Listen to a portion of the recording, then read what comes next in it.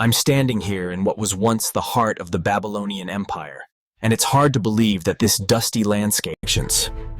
From 1894 to 539 BCE, Babylon dominated Mesopotamia. Well, that's what we're here to uncover.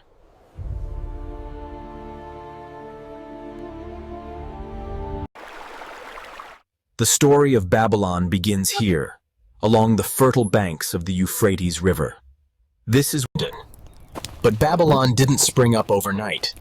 It was the Amorites, nomadic tribes from the west, who laid the foundation. Now, you might think that building an empire in the middle of a desert would be a fool's errand. But the Amorites were clever. They used the rivers to their advantage, creating complex irrigation systems that turned the surrounding land into a breadbasket. Let's talk about Hammurabi. If you've heard of only one Babylonian ruler, it's probably him. And for good reason. Hammurabi wasn't just a kingder, he was a game changer. His reign marked the beginning of Babylon's golden age, but that's not the interesting bit. Picture this.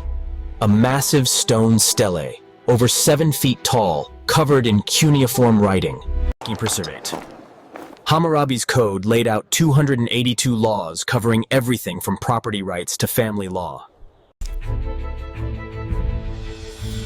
The idea that laws should be clearly written down for all to see. So, what was it like to actually live in ancient Babylon? Well, it depended a lot on who you were. At the top of the social ladder were the nobles and priests, living lives of luxury in grand houses. At the bottom were the slaves, who did much of the hard labor that kept the city running. But regardless of your social... Most people worked in agriculture or trades. They lived in mud brick houses, ate a diet heavy in barley and dates, and wore simple woolen clothing.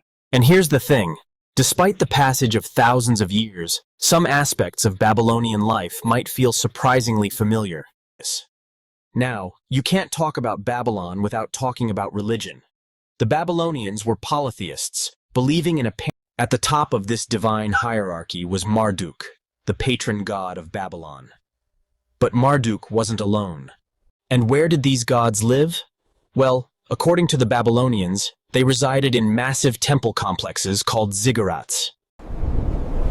The most famous of these was the Etemenanki, dedicated to Marduk. It was said to have 7 levels. But the Babylonians weren't just builders and warriors, true. They were also pioneers in science and mathematics. They developed a sophisticated understanding of astronomy, creating detailed charts of the movements of celestial bodies. And here's the interesting bit. They did all this using a number system based on 60. That might sound odd, but we still use... The Babylonians were also master cartographers. They created some of the earliest known maps, including one that shows the world as they knew it. It's not accurate by our standards, of course, but it's a remarkable achievement for its time.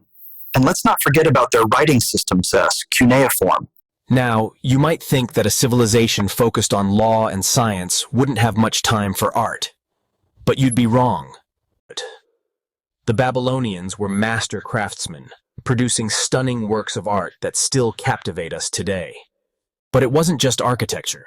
Babylonian artisans excelled in jewelry making, creating intricate pieces from gold, silver, and precious stones. And here's the thing. These weren't just decorative objects. Art in Babylon was often deeply symbolic. Fast forward a few centuries, and we come to the Neo-Babylonian Empire and its most famous ruler, Nebuchadnezzar II. Under his reign, Babylon reached new heights of power and splendor.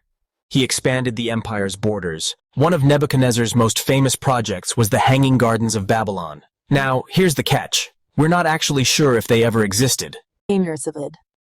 Ancient writers described them as a wonder of the world, a series of tiered gardens filled with exotic plants. Were they real, or just a myth? Well, that's a mystery that continues to captivate historians to this day. But all empires must fall, and Babylon was no exception. In 539 BC months. It was a watershed moment in history, marking the end of Babylonian independence.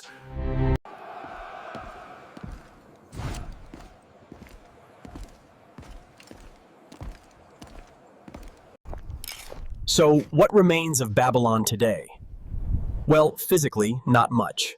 The once great city is now Noder.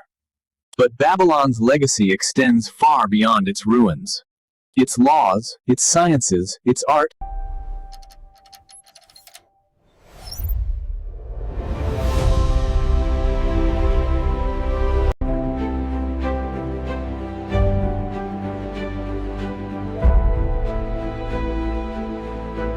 As I stand here, surrounded by the echoes of an empire that shaped the course of human history, I can't help but feel a sense of awe. The story of Babylon is a testament to human ingenuity, ambition, and the enduring power of ideas.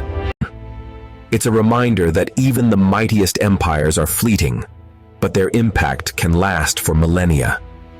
And who knows, perhaps there are still Babylonian secrets waiting to be uncovered, hidden beneath the sands of time.